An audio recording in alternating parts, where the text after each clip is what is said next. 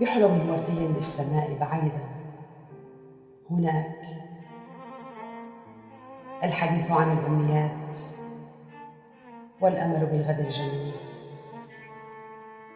ماض تناسيناه،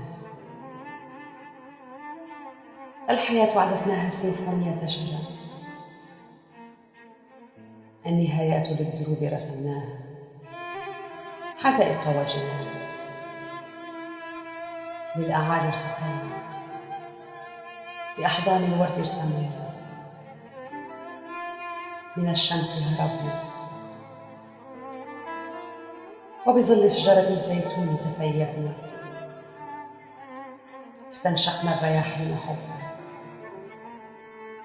غنينا مع الطيور عشقا، تلمسنا الطبيعة بشغف،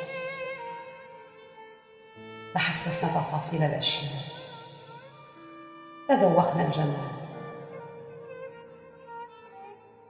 حلقنا مع الطيور بالأعالي، نسينا ذواتنا بزحام الأمنيات. أنا وأنت، وما زال الحنين يشاغل فينا. أين وبأي زمان ليس مهما، ربما كون آخر، عصر آخر، عالم يخصنا نحن فقط. تمنينا اللا عودة،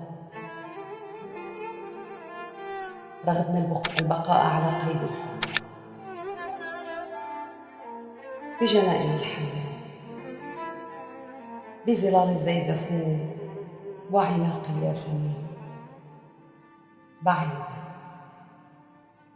عن الضجيج والزحام.